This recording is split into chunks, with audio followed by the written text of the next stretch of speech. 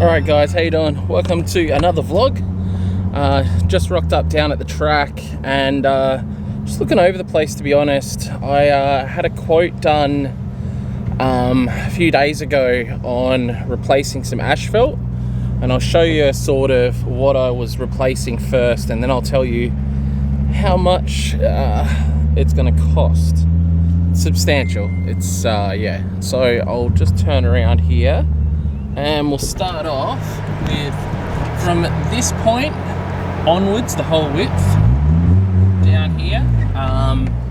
So my windscreen's a bit dirty, but yeah, replacing it all up to here, then adding like an extra meter or two here because it's an area where people drop, and if we make the track wider here, because this part right here is like good surface, we'll rather, you know, than run over there, we'll run out wider here. So all this will be asphalt, and it will allow for a nicer line into here.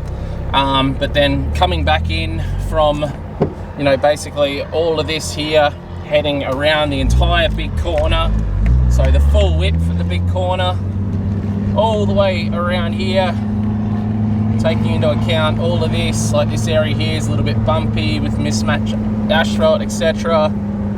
all the way around this corner, and then it would actually come out across there to the Archfield Drift Park sign, and then getting rid of this entire ripple strip in front of us, and then it would obviously end at the concrete here, and it would run all the way down there and join up with the concrete down there. To get all that done is expensive. It's $116,000.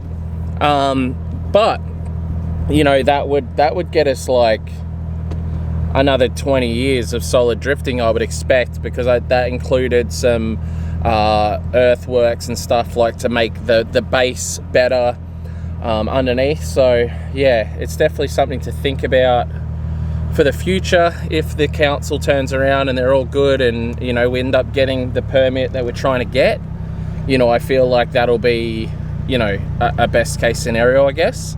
But we'll just see, I guess. I don't know. You know, it would obviously be super nice to be able to do that. And that's not including that jump line I want to put in. So, you know, you can probably add another 20,000 for that line as well. So let's just say, let's round it up to 130 or 140,000 to redo the entire main corner, and add some width to some spots, and take away a ripple strip so the front straight ends up super wide as well. I don't know, a lot to think about, guys. It would definitely make the place super like good, or we could just continue patching it and, you know, sort of running it like it is. But it is yeah, it's hard. It's a very hard, these are hard, super hard decisions to make.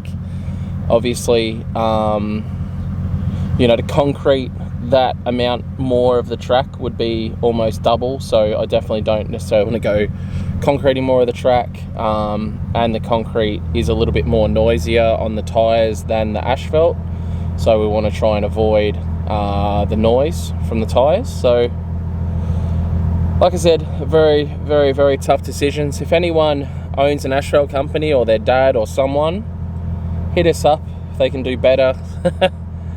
Or want to sponsor the track or anything, because, you know, it obviously would be amazing to do this stuff, but right now it definitely doesn't make financial sense. And to be honest, even with a permit from the council, I don't think it would necessarily make good business sense, but from a point of view of a driver myself, it would make the place like way better to drive and make it more fun.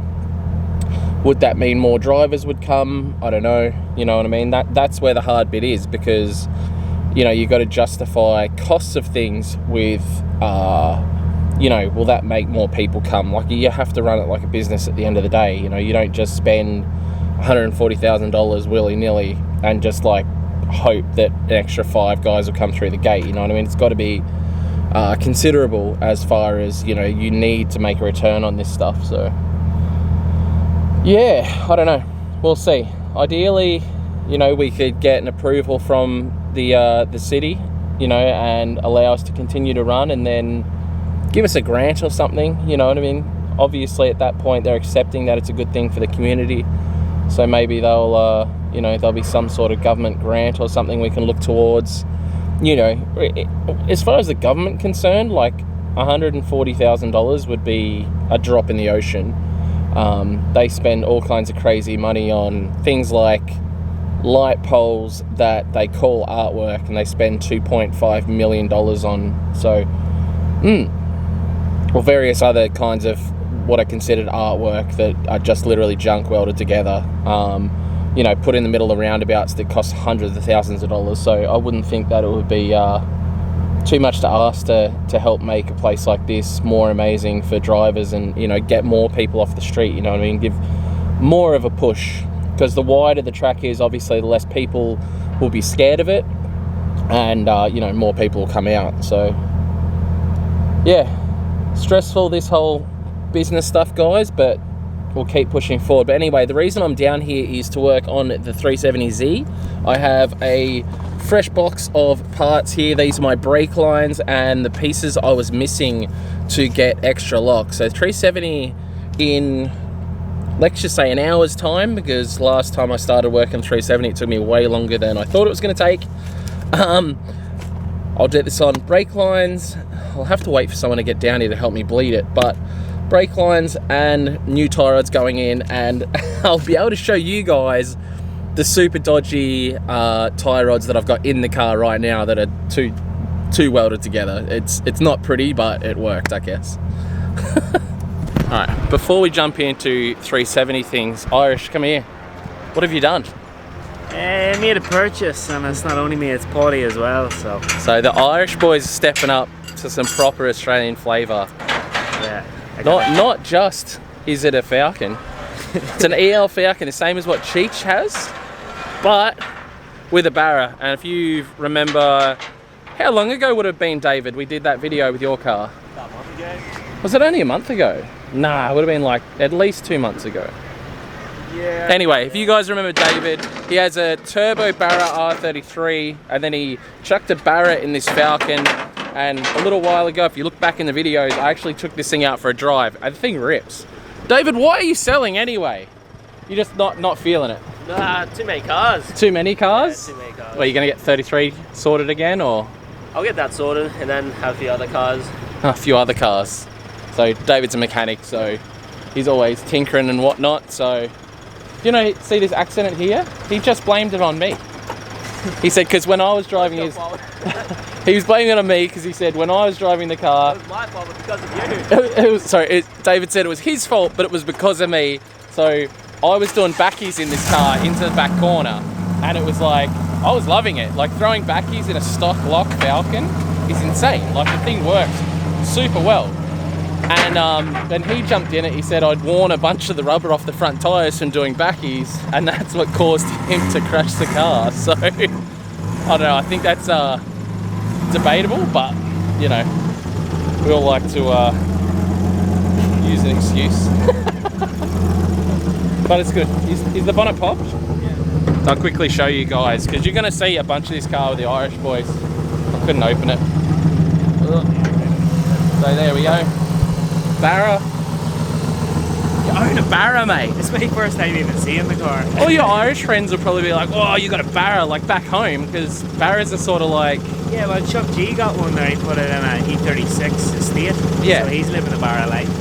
I don't know, well, we did the AU thing for a day, and then now that's pretty much Australia complete in my eyes. Yeah. So I don't know what else there is to do. I don't know, do a shoey or something later on. So, you see Chi-Chi's car over there, looking a bit tired, but it's essentially the same car as this, obviously, with the Barra motor. So I think you end up with nearly like 80 to 100 more horsepower. Like, they really, really go hard with the Barra in them. So, and if you wanted to, super easy to turbo. So I don't know, I'm happy for Irish. I'm gonna go work on the 370Z now though. It's just a show. I forgot that they were coming down, so had to say g'day.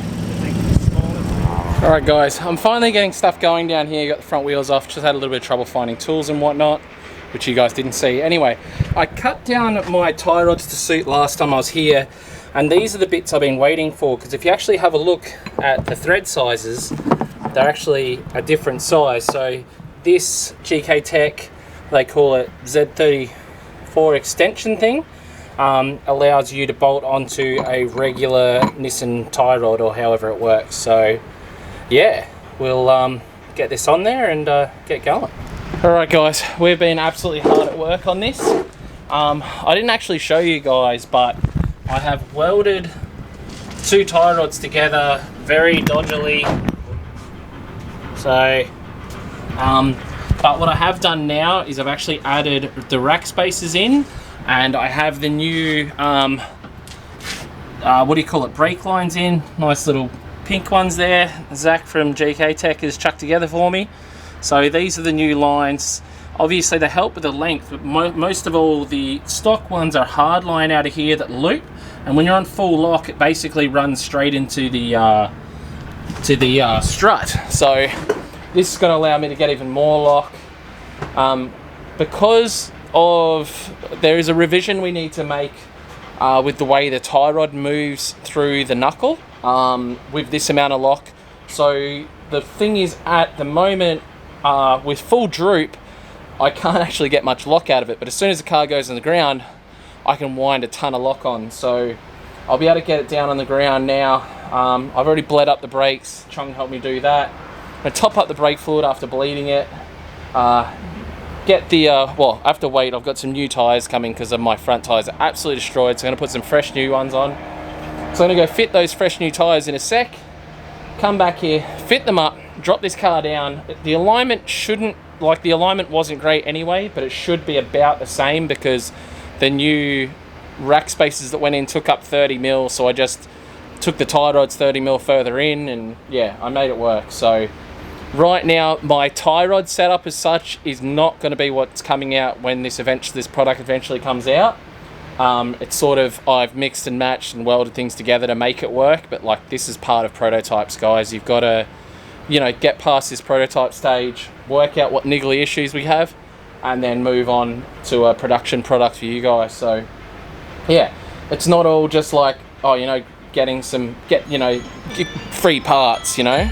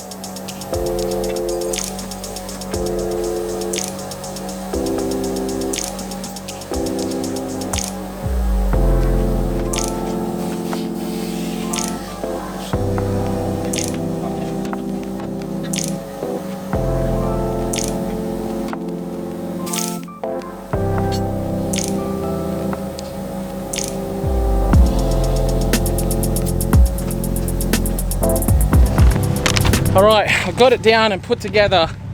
Even more lock again, guys. This is nutty. Now my only factor that's stopping more lock now is my wheel is hitting the tie rod. So I probably need to go for a narrower wheel, possibly some more offset. Yeah, pretty pumped, guys. I'm going to yeah, muck around with this a little bit more and see what I can get out of it. Overall, feeling pretty bloody good about it. A lot more lock than I had before. Yeah, it's just getting nutty, this car.